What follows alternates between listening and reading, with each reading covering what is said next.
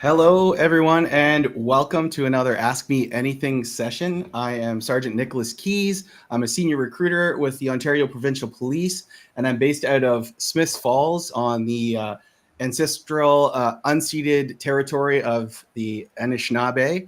And today I am joined by Inspector Deal, and I'm joined by PC Lee.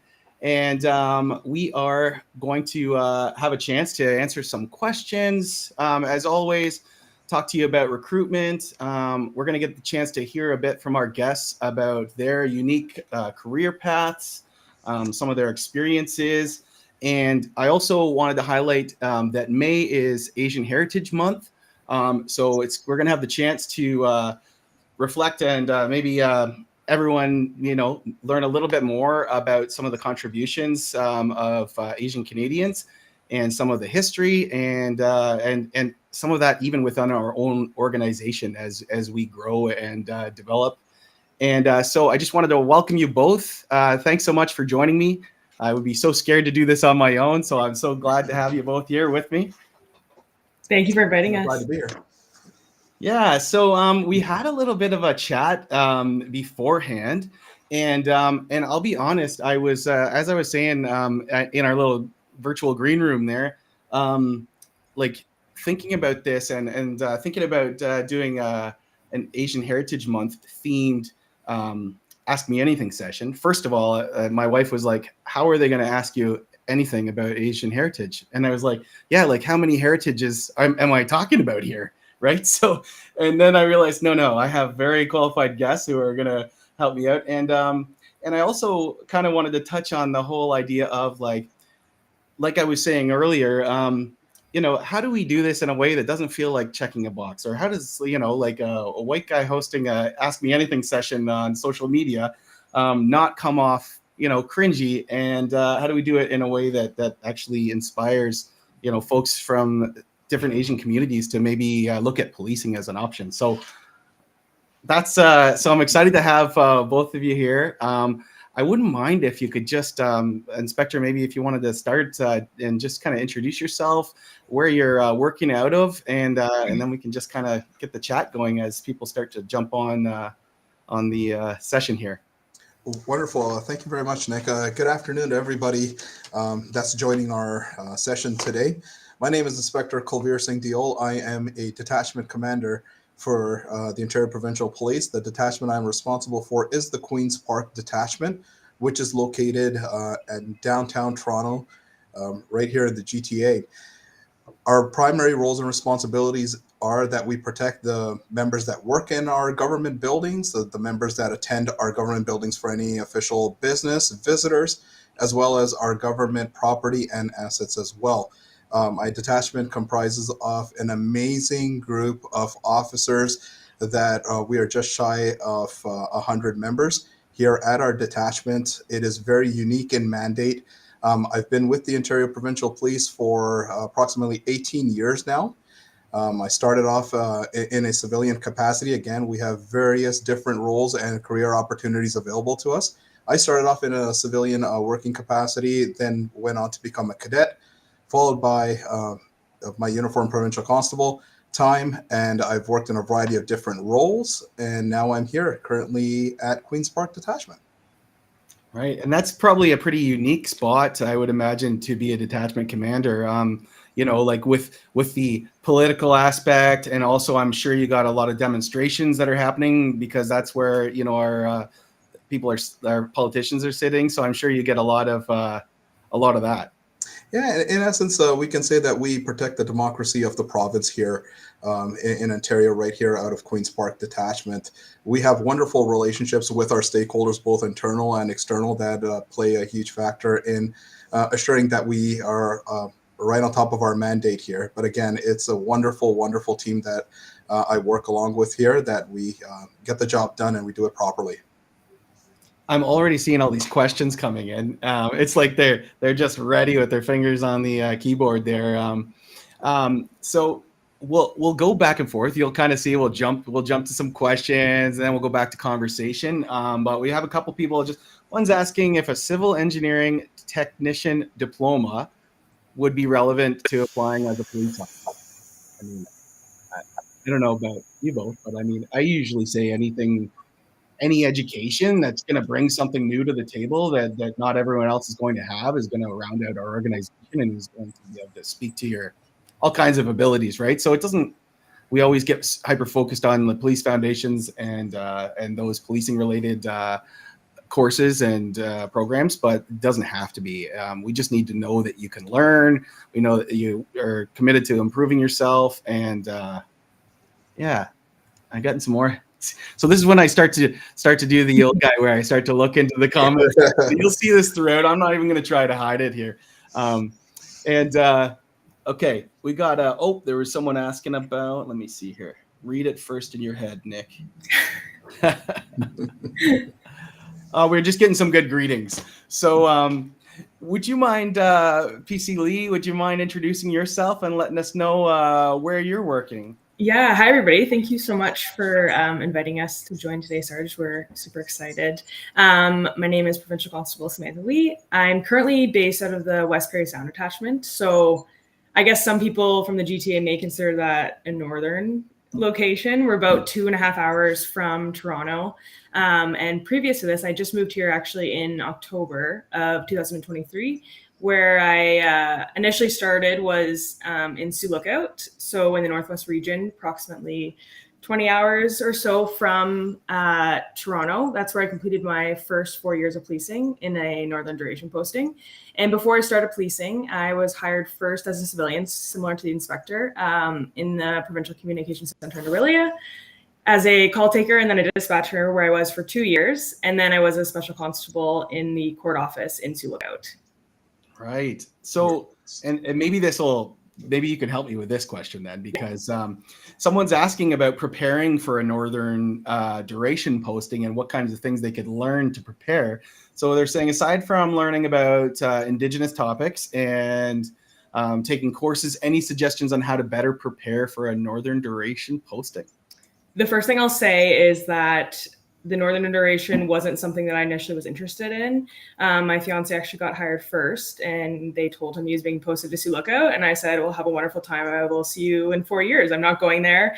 I didn't want to leave Central Ontario. I grew up in Barrie, and having been posted there and having lived there for 5 years, now I can say was the biggest opportunity and the biggest privilege that I've ever had so far in my life. So in terms of preparing, I would just say, as long as you're open to going to the North, it's honestly going to be one of the best decisions that you can ever make for yourself and potentially your family. I learned so much so quickly in that detachment. It was an extremely busy detachment. We had 19 cells. We were arresting, laying charges every single day. And I became a better person and a better police officer from having that experience. So just the fact that you're open to going, number one, is already a huge step in being prepared. I would just say it's an amazing adventure. It is what you make of it. If you're willing to take the leap of faith, everybody there is super supportive, and I don't think they're ever going to regret doing that. So biggest thing I can ever say is consider Northern Duration. It was the best thing that I ever did. And you actually had some opportunities to work in some Northern First Nations communities as well, some flying communities. Is that true?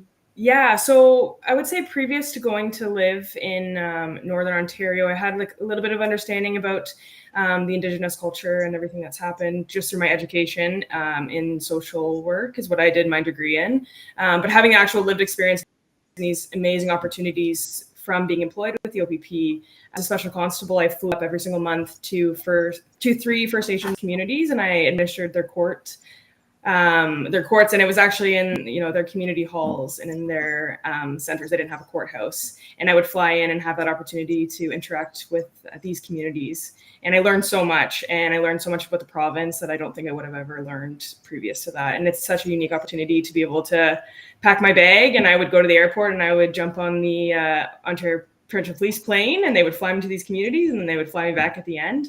And I don't think that a lot of people can say that they would do that just during a normal day of work. Right. Yeah. I mean, it is amazing. Yeah, absolutely. I've been lucky enough to get up to Kitchen and Megasabaninawig, if I'm saying it correct. Close, yeah. Big Chart Lake, yeah. Yes, And I did 2 weeks there, and like I was saying, like 7 nights in a row under the Northern Lights. Me and a First Nations constable from the community, and yeah, amazing. It was amazing. Yeah. And we're still doing deployments. So I know Yes, in Northwest they're doing like 2 weeks in, and then you come back to your detachment for a time and have some time off, and then you're back in for 2 weeks to some of our First Nations community partners that we're like supporting. So I mean, that's a cool opportunity, especially if you go in with the right mindset. Like you said, you're open, and you kind of you go in with an open mind and go in and learn. And yeah, it's been. Yeah. Your attitude makes it. And if you're ready to embrace everything that it has to offer, there's so many rewards for choosing a Northern posting. I have a lot of things that I want to cover. And I know, like, at first I was worried about how we're going to do 45 minutes of this, but there's so many good things that I would love to cover off. So we had a really good pre-chat about, like, I was trying to figure out how as an organization do we not just check a box when it comes to trying to inspire people from different communities that aren't as reflected in our organization to apply. And things like, I was telling the inspector that I have like a recruiting banner with him on it, that every once in a while my filter would disappear and his head would just pop up beside me in the screen. And I was like, how does that feel? And we had some good conversation around that, and it actually made me feel a little bit better about it, to be honest. But there's some firsts for both of you, like in your family, Samantha and Inspector. For you specifically, like, would you share a little bit about that you were sharing with me just before we jumped on here? Yeah, absolutely, Nick. Thank you for bringing that up. The question that we had posted back and forth was, how effective are our promotional posters, or when we're looking at, especially when we're looking at different communities within the province? For me, when I joined the OPP, I was the first visibly practicing Sikh officer that was hired by the organization and sent to OPC to be trained. I've also been the very first visibly practicing Sikh officer to be promoted to the various ranks and to become a commissioned officer with the organization as well. That's a great matter of pride for me personally, but the real essence of the pride came when the organization had reached out to me and said, like, Kulveer, we would like to bring you upon our career posters and so forth for promotional needs. And I said that was a wonderful idea, because at that point I had also looked at the fact that, the OPP was not the service of primary choice for the members of the South Asian community. So I wanted to genuinely also be able to contribute towards that. And I think we made some great strides within the community, not with just the posters, but in general, being able to participate in various community events. Me personally, I've been leading the OPP's participation in the Khalsa Day Parade that happens every year in Toronto. And we've made a significant impact by being there for the community. The whole purpose was to humanize the badge, which I think we do a wonderful job with on a daily basis. So for me, that was my contribution towards the poster side of it. But in essence, when we're looking at celebrating Asian Heritage Month, I think we can tie it back to the values of the OPP when it comes to serving with pride, professionalism, and honor. I think that covers for any community. And being a member of the Sikh faith, that sums up what our contributions are towards community, is to be serving with pride, professionalism, and honor. And forgive my ignorance, Inspector, but are there teachings in your faith about like having that role? Like, it feels like policing and being Sikh are like very kind of fitting from what I'm hearing. Like, I am hearing things like, if I was at, like, say on a bus and I was in trouble and I needed help, that I could go to someone who is Sikh for help, because they're like a protector or like a warrior or like a. Is that true? I've heard people talk to me about it like that, where there's a responsibility or a role in community, kind of. There is a very strong responsibility towards community service within the Sikh community. And if we really go into the history of it, it has been definitely a warrior aspect to it. We definitely participate a lot in when it comes to military service, it comes to policing, anything that is giving back and being able to serve and protect the communities. Again, it's all policing lingo as well, but it absolutely fits in hand to hand with that. And that's one of the reasons why I also chose to become an OPP officer, was that I wanted to be a part of an organization that I could make an impact on a daily basis across the province. Right. Thank you for that. And Samantha, I saw something in your homework assignment that you handed in to us that I appreciate that. You wrote, "You can't be what you can't see." And I thought, wow, I mean, I don't know if I can credit you with that quote, but maybe it sounds like a great quote. And it really struck me. And I'm like, yes. Like, can you talk a little bit about what that means to you? So that's always been one of the biggest things, I think, with me and my beliefs, and the reason why I chose to be a police officer, and the reason why I choose to assist with recruitment is because I always look, and it's the saying is, you can't be what you can't see. And people need to be able to look at us and see themselves in us. You need to be able to see people who are your police officers, who are in your community, who are leaders, who look like you. And once you're able to see somebody who looks like you in these positions as police officers, then maybe somebody else looking would be able to see that and say, I too can be that. So representation matters, and it's super important. I think the inspector hit it to a T. It's a little uncomfortable maybe having your face and your picture being put everywhere, but that in itself means so much, because there's so many people that see that and then look at you and know that they can too be just like you.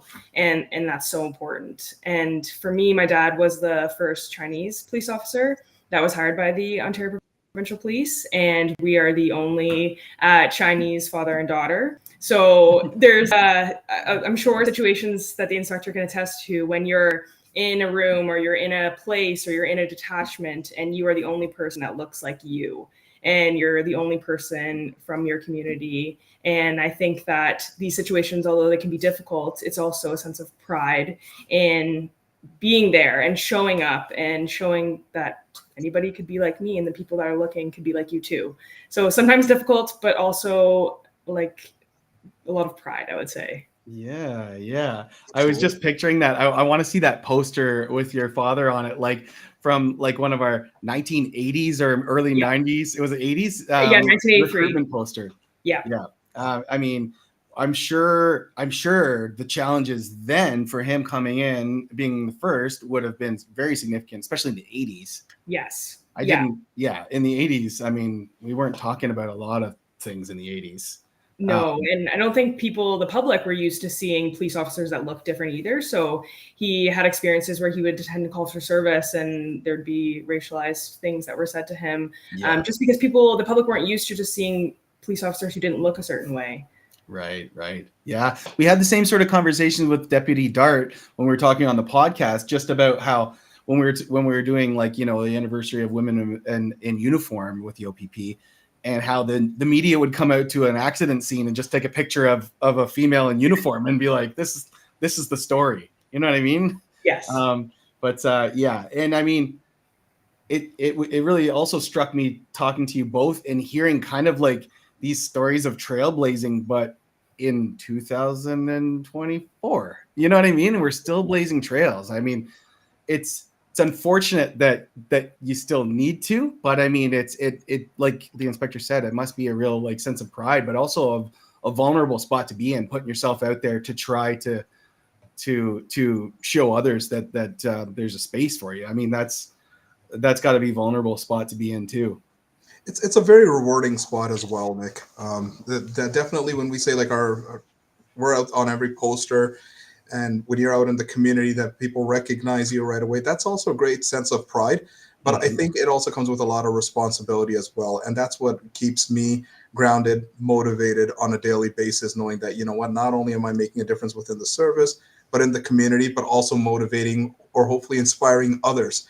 Like Samantha said, like that was beautifully said, is like when someone sees you in that role, that may also inspire them to say, like, I can also join them. And the best part is when members actually do say that. Yeah. That plays a big, big factor. And then, you know what, it's so worth it. Someone's got a question for you both. And it comes from someone with a photo with two ghosts wearing sheets. Oh.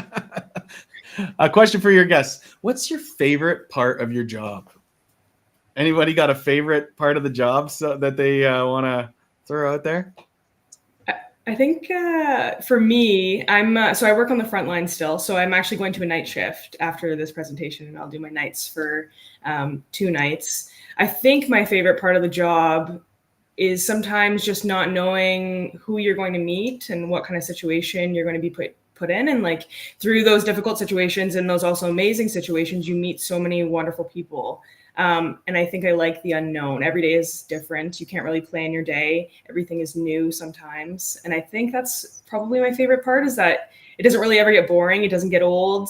You're challenged constantly to think on your feet and to make tough decisions, but also rewarding decisions. So I think that's probably my favorite part. Yeah. Yeah, no, that's very good, Samantha. And I would add on to that with the fact that wherever we live or wherever we work, the sense of giving back to your community, being able to make a positive change, maybe helping someone that's not at the greatest time in their life, or a situation that has erupted that they're unable to protect themselves, that brings forward a lot of greatness in what we do on a daily basis. But also for me, in my present role as a detachment commander, I like the responsibility and the commitment that is expected of me each and every day towards not only my detachment, but also to my community around, which is our Queensport campus. So the role, the responsibility, the commitment, and just that feeling of coming home every day saying like, yeah, in that 12-hour shift, I think I made an impact on someone today. Yeah, That's a wonderful feeling. it really is. I have a question for you, Inspector. So being that you were a lot of firsts, what made you think that this is something I can do? Like, if you weren't able to see anyone who looked like you in the organization, what made you think that this would be a place where you'd be happy, or that you'd have a good career, or like what attracted you to that? Nick, that's a really good question. And I have a line that I consistently remind myself on. And this goes back to my days of prior to even becoming a police officer. If I'm not a part of the solution, I'm a part of the problem. That's the line that I continuously remind myself. And the reason for that is, again, I'm born and raised here in Canada, but I'm a child of an immigrant family. So when my parents had immigrated to Canada, diversity inclusion wasn't as big as it is right now. So when I had the conversation with my family that I wanted to be a police officer, it was a very interesting conversation at that point. But the reality was that if not me, then who? That's the way you have to look at it. For me, I knew I wanted to be a police officer. I wanted to give back. I wanted to serve the community as well. Not only just my community. The community for me is everyone that I'm serving. But that's when I really looked at it and said that, you know what, I need to step up and I need to do this. So again, having been able to do that really, really, really makes it impactful for me. And did anyone plant the seed in your head that maybe the OPP was an option for you, or was there anyone who helped kind of steer you towards the OPP? See, the reason for me, and again, being being someone that was born and raised in the city of Toronto, why was I attracted to a provincial service? And that's a very valid question. And my thought process for that was it not only gave me the opportunity to expand my career options within the organization, because we are at a provincial level, but the other thing was it was going to give me an opportunity to be able to raise my family anywhere in the province of Ontario. That geographically to me was a wonderful idea. During my career, I've also worked with Municipal Policing Bureau, so we were looking after the contracts of the organization as well. Municipal Policing Bureau took me to parts of the province that I, A, may have not even known about, or B, may have never even left my house to go see. When you're from the city, you have that kind of block towards certain areas to say, like, I don't know, the Great North may not be as great as they say. It truly is great. It's It is. beautiful. It solidified my thought process that if I maybe got tired of the city at some point and I wanted to move around, would I be able to raise my family anywhere else in this province? The Ontario Provincial Police provides me with that opportunity to be able to do that. So not only was it a good option career development wise, but is also for my personal needs of being able to raise a family. And Samantha has already, told us about how her journey went from being in the South to going up to the North. And my God, we have such a beautiful province. We really do. It's beautiful. Great. And Samantha, if you could maybe share, did your dad encourage you to apply, or did your dad discourage you from applying? Because I'm a father of 2 daughters, so I don't know, and I'm a recruiter, and I'm still not sure if I would encourage or discourage. They're just little, but I mean, what was that like? Yeah, so my pathway to policing wasn't always linear. I wrote a little project when I was probably 10, and I wrote, what are the goals of my future? And at 10, having seen my dad as a police officer for my entire life, I wrote that I wanted to be a policeman. And then as I got older, that wasn't really something that I thought that I would ever do. Throughout high school, I wasn't leading towards a career with law enforcement. I was leading towards more a career with social work. So it wasn't until I started working at the communication center and really as a call taker and a dispatcher that I kind of thought to myself, you know what, taking these calls is wonderful. However, I want to be there. I want to be the officer that goes to these calls. I want to be the officer that speaks to these people and helps them in this situation or investigates the crimes that are impacting them. So that's kind of when it's shifted from wanting to do social work to then moving towards policing. And then you just see the connection between the helping profession and policing, and they just align so perfectly. And I think when I told my dad that I wanted to be a police officer, he was just like, no, not a good idea. But you know what, he's come around. He's still heavily involved in his retirement, researching for the OPP Museum and the Youth Foundation. So he still does a lot of that. And I think that now he sees and he's extremely proud. But when he first started policing and he told his parents, they were similar to you, Inspector. They were like, this is not something that you're going to do. You are not going to be a police officer, especially when there aren't these other people that you can see that his parents or your parents could see and say, oh, this person from our community is a police officer and he or she's lived an amazing life and has done so well. They didn't have that frame of reference, so they discouraged him heavily. So a little convincing was needed, but overall, I think he was okay with it in the end. And he's still involved, which is which speaks to it, I guess. He's still got a passion for it, which is nice. Okay, let me see. I had something else I wanted to ask you while I was on there. Before I do, I'll answer one of these questions though. Someone who's 49 years old, is it hard to get on the job if you're physically fit? I would say that the biggest challenge would be the physical fitness piece. And if you're physically fit and you've got other things, like look at our if you look at our areas of assessment with the OPP, you'll see all the pieces of the pie. And I mean, we've definitely hired people above that age, and our age requirement is over 18. So as long as you got what it takes, then feel free to apply, and we encourage you to. In my class, because I'm in my 5th year of policing, in my class, there were people who were, 20 years old, and there was somebody else that was 53 years old, and this was his second career.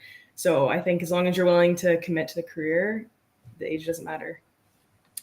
Speaking of age, we just got someone who's 15 who's excited and on this. Sorry to clap in my very sensitive microphone. But planning on joining once they turn 18. And they're looking, you know what, at 15, Cameron, that is a great time because you can just start building it and you've got time. You're not like, in your mid 20s or your 30s and trying to I want to apply right now. And you're trying to build a whole profile and all of these pieces of the puzzle. 15 is a great time.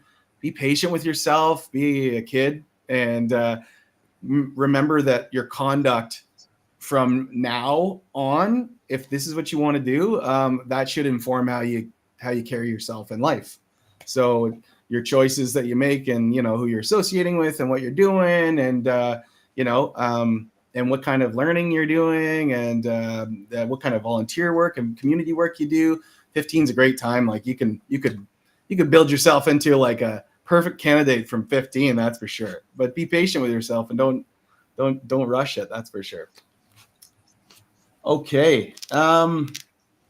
what else did I want to ask you? I had a really good one. I swear, Samantha, in the middle of what you're saying, and then I got lost in what you were saying. I was like, oh, let's see if we got any. I had some folks asking about some timelines, and I hate to say, but timelines, there's like this constellation of factors.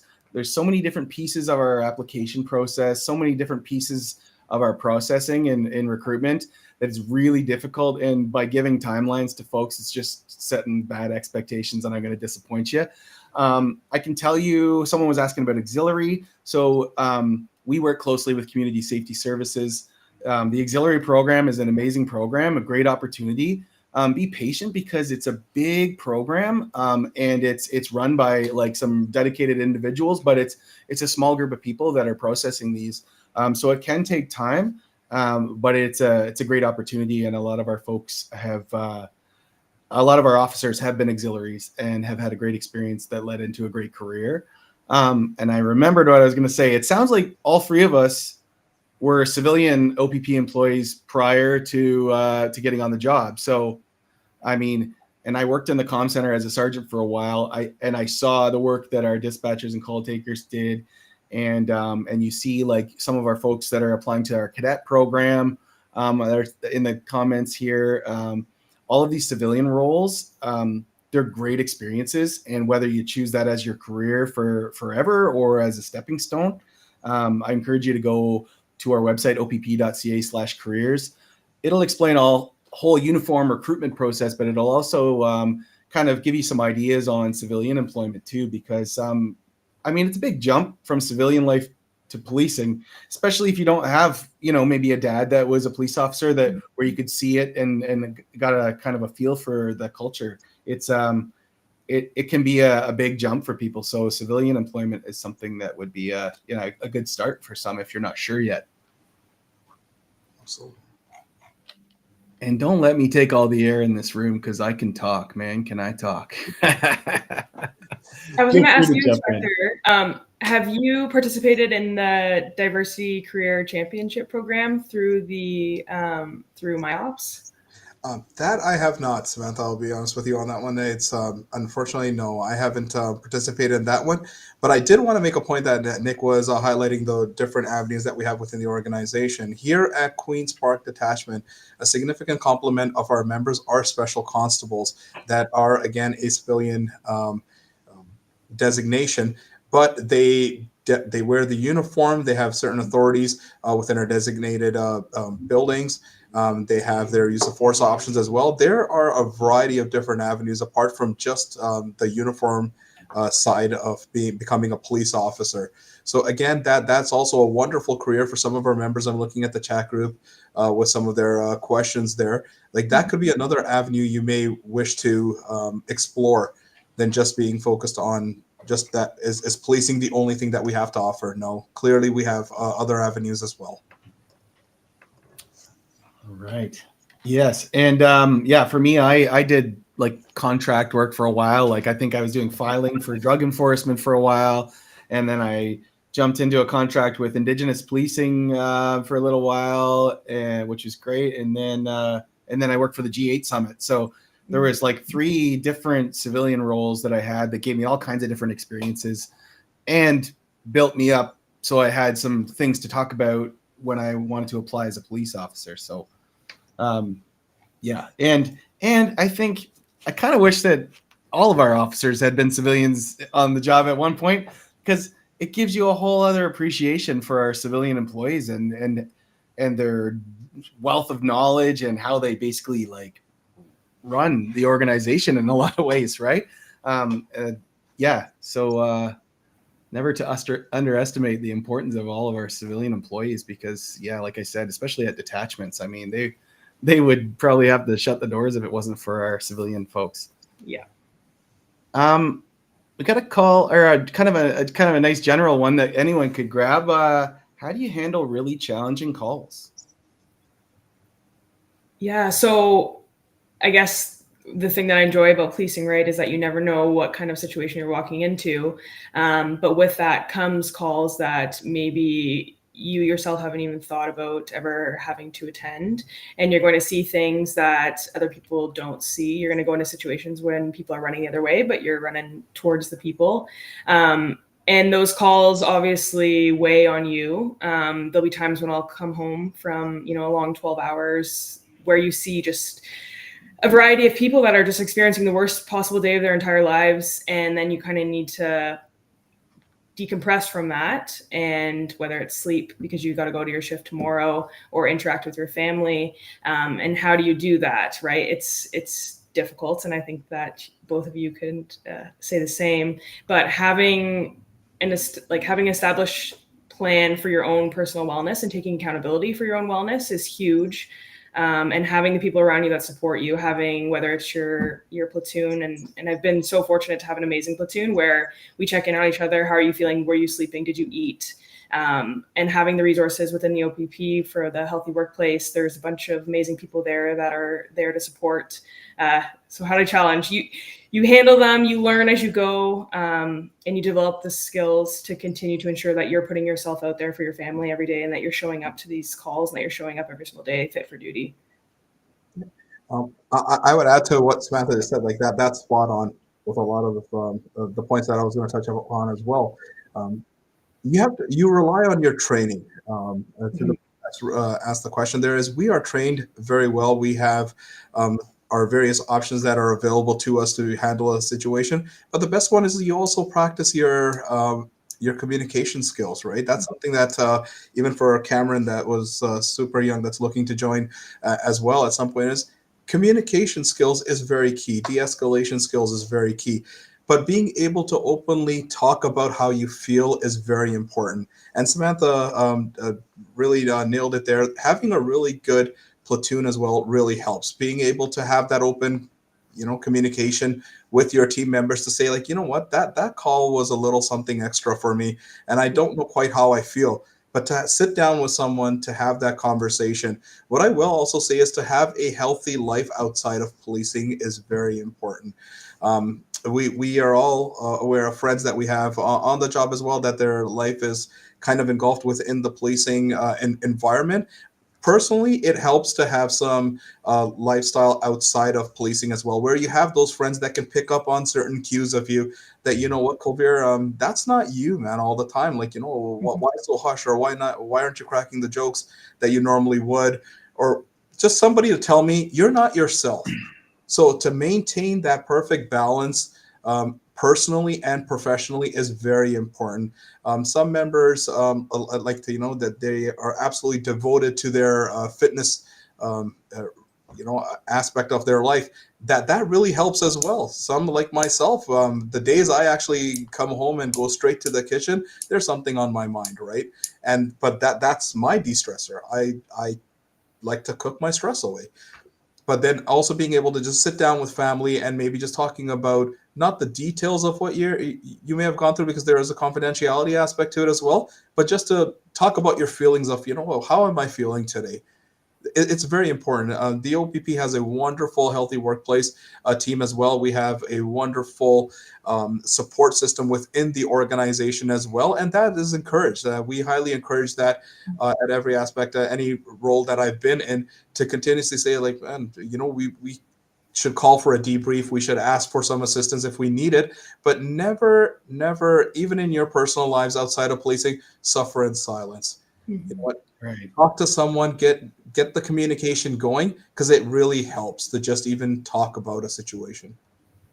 We did a podcast. We do the Reflections podcast in recruiting with Sergeant Mills up in Thunder Bay, and we had a guest on, and something that they said kind of struck me. They were like, "Well, what was it like when I first went to my first, big calls?" And they just openly were like on the podcast, "It was terrifying. I was scared as scared can be." And I just thought, how nice is it that you're sitting there in an OPP uniform and didn't even hesitate to say that you felt scared? Like, to me, I've been with the OPP about 15 years now, and it struck me as new. It struck me as something refreshing and new to hear someone be vulnerable and be like, yeah, I was scared. Because it's like that whole pretense that we put on, like this vest, you put on a whole other vest that people don't see, where you're trying to protect yourself from all the things you're dealing with. And you're right, like speaking about these things is the best thing to do. Like I don't feel I burden my wife because she's a very like strong and smart woman. And like you say, I don't share all the details, but when things bother me, we talk about it. And if I didn't, I would probably just be acting out at people and no one would really know why. And I probably wouldn't even know why. Also, Inspector, if you're ever in like do you do any incident command stuff ever? Because if you do and you get really stressed, I want to be right there when you cook your stress away. Like I want to be standing right there with the plate in my hand. Oh, thank you for bringing that up too, Nick. And one of the roles that I do have is I am also an incident commander for the OPP as well. I'm also the SIU liaison officer. That's another role that we have within the organization.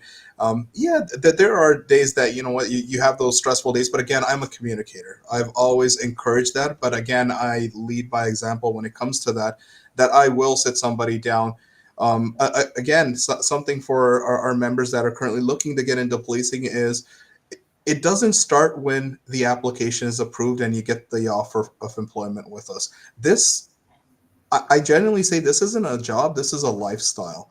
So if you look at our values of the organization, those are not just values that you uphold being a member of the OPP. Those can also apply to you in your personal lives as well. When we talk about serving with pride, professionalism, and honor, when we talk about interacting with respect, compassion, fairness, and leading with integrity, honesty, and courage, you can do that in your daily life as well, outside of being an OPP officer. So I would keep a keen eye on members that I would work along with, or even as a supervisor on the front line. I would continuously watch my members, and when I felt like somebody was not being themselves, that's when I would take them aside and just have a conversation and say, like, how's everything going? How was the call yesterday? And just by opening up a conversation, you have no idea how much relief you're causing the other member that now feels that they can openly talk about their feelings or how a call went or how a stressful situation may have been. But again, for me, I talk and I cook. Those are my two ways. Awesome. Constable Lee, would you have, I got a question from Lizzie here asking if you'd have a piece of advice for new recruits when they're first going out onto the road to be able to show respect in all the different communities that we're serving. I think my biggest piece of advice is to listen, to learn, to look for those opportunities, whether it's at a call for service, to learn from your community. Take everything in as you start wherever you're being posted to. You're going to meet all the different facets of a community that you may, if you're moving, right, you may not know the community. And it's taking the time to go out and seek these opportunities to meet these people and to meet members of your community. So take it in. I would say yes. If an opportunity is given to you, do you want to go meet so-and-so? Would you like to go to this call? The answer is always yes. And go in with an amazing attitude. And I think that you'll be right on your way. Yeah, like I can speak from a little bit of experience. I remember when my wife is Anishinaabe, and when I we first started dating, she took me to my very first powwow. Yeah. And I remember now I love it, and I go in there and I feel comfortable and at home. But I remember feeling very like, oh my gosh, what's happening? And very like, it was completely unfamiliar. She was trying to show me, how to put her tobacco in the sacred fire. I started following her around the fire. She's like, don't follow me. And I was like, oh my gosh, you know what I mean? I was just like, but you know what? And I've had like elders call me, say, hey, you want to come and clean a moose? And I'm a vegetarian, and my brain's going, no. But then the other part's going, you should be learning as much as you can, even if you just put yourself out there. Because I talked to some folks, and they're not necessarily coming off as like, having any open bias or anything like they're negative towards anyone else, but they literally can't articulate any contact with any other cultures other than their own. Mm-hmm. And I'm thinking like, that's sad, because like you start learning and it's amazing. Like we all have so many amazing things to bring to the table. So get out there and start learning and start going to things, and don't crash parties of other cultures. You'll make sure that you're welcome there, but definitely go check it out. Okay, what do we got going here? Let's see. We talked a little bit about it, but yeah, there's a question from Cameron here about with how demanding your jobs are. Is it challenging for you to find that work-life balance? I'll step in on that one. That's a really good question, Cameron. There are times where you can find that the work-life balance, as they say, isn't quite being struck. I'll go back to my comment about maintaining a healthy lifestyle outside of policing as well, and that doesn't mean just by physical fitness. It means also having friends that are not police officers as well. That just to be able to talk about general affairs of what's going on and whatnot will also keep you grounded. One of the things that I really like to focus on when there's a lot of things going on, whether it's work and home wise, also is, and our commissioner really speaks to it, is the win way of looking at things. WIN. What's important now?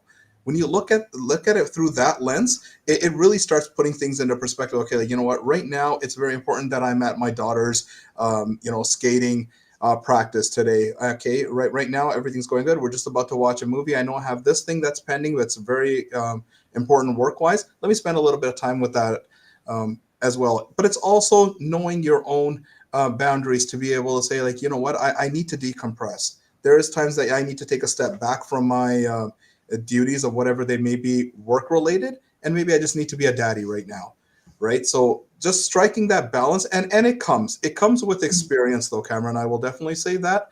To say that every day we know exactly how we're going to balance our day, it doesn't happen, because that's the lovely part about being a police officer as well, is, as Samantha said, is just going into work not knowing what you're really going to see today or what's going to be happening. This isn't quite a like a Monday to Friday 9 to 5 1 regime kind of career. It's basically going in and every day not knowing what you're going to be challenged with, and that's the beauty of it. Yeah, I would agree, Inspector.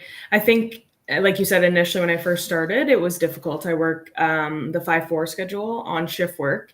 So sometimes you're working like 5 12-hour shifts in a row, nights and days. And I would find myself between the sets where I would get 4 to 5 days off, and I was thinking about work. I was thinking about all the things that I needed to do that maybe I had forgotten to do, or what am I going to do next week? What am I going to do next set? And then it comes to a point where you're at work for those 5 shifts, and then you're thinking about work for those 5 days off, and then you're back. So being able to separate that is really important, so that when I show up at the beginning of my set, I'm there, I've rested, I'm ready to serve my community, I'm ready to answer any single call that comes in, and then I'm able to go home at the end of my set after my 5 or 4 days, and I'm able to, I guess you can't really always turn it off, but to give myself the grace to be, that was the set, and I will handle whatever comes next. And I'm going to take the time to spend time with my family. Sew. I like to sew, and I have an embroidery machine, and do other things that I really enjoy, so that I'm able to be the best for my community and for myself when I start that next set. Right. Yeah. And I think that balance you're saying, like, it's not just for you, right? It's to keep you healthy, but if you're going to serve the community in a good way, then you have to have that balance. And if you're going to be good to your family, you got to have that balance at home. So yeah, it is a balancing act for sure. But I find the organization understands that and supports that balance. Like, I remember when I was on the road, like, for example, if I had to like work on Christmas morning, for example, and I was fortunate enough to be living in the area where I policed, my sergeant would be like, go home and watch your kids open presents, keep your radio on. If something happens, get out there. But otherwise, you know what I mean? Like, there are little bits of leeway here and there that they'll give you because they get it, right? Or go ahead and go do patrols and go, pop in and show your face at your kid's hockey game or something, or whatever the thing is, right? And I do appreciate that. I remember coming up with, like, babies at home and being able to, have a little bit of leeway or having that understanding. It wasn't that like real, like, paramilitary, like, I don't want to hear about your home problems kind of a vibe. It was, everyone understood because they had their own families and their own lives outside of policing, right? Absolutely. Let's see if we got any more questions here.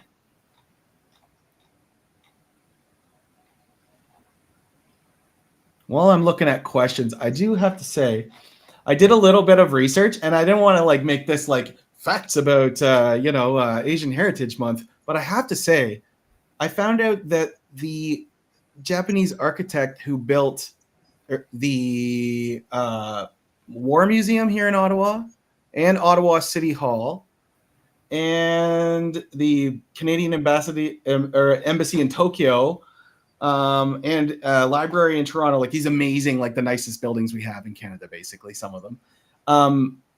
We had put into an internment camp during World War II and built his first build out of scrap wood in an internment camp, that he would have been paying for with his own belongings. You know what I mean?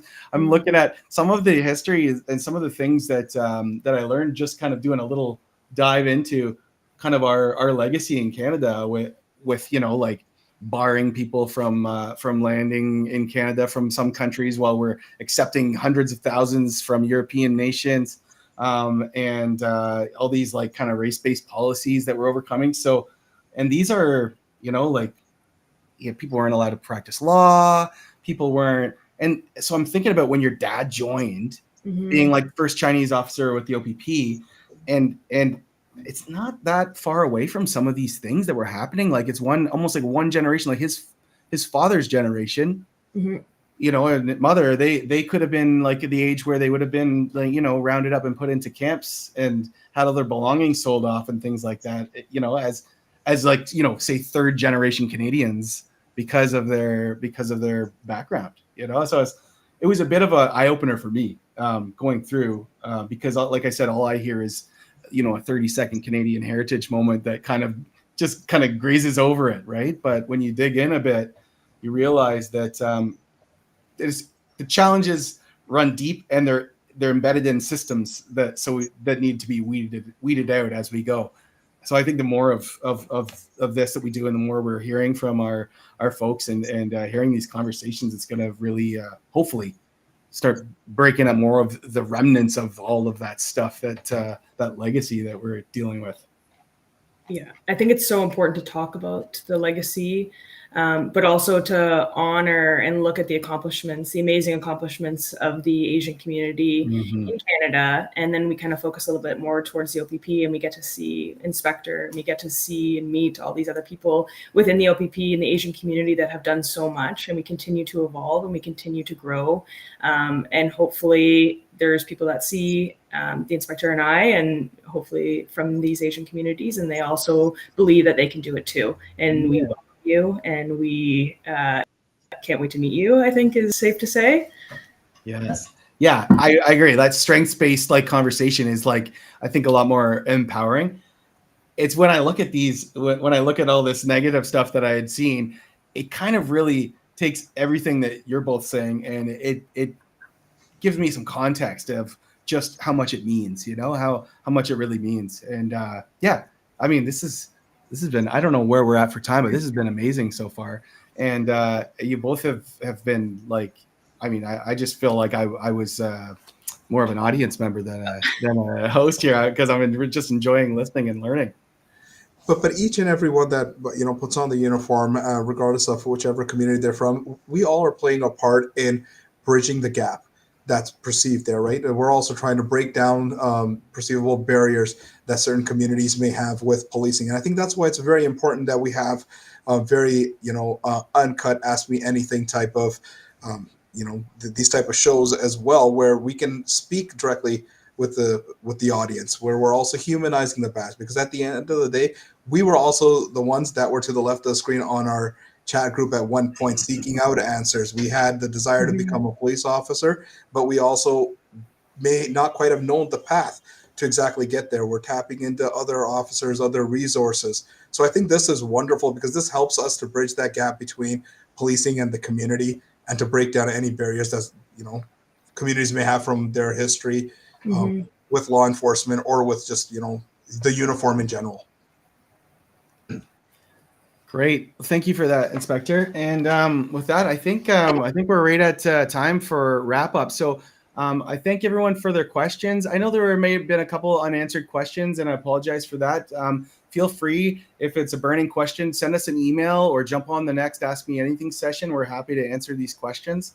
I want to thank Samantha Lee and the inspector for sharing all of their stories and some of their personal stories and family stories.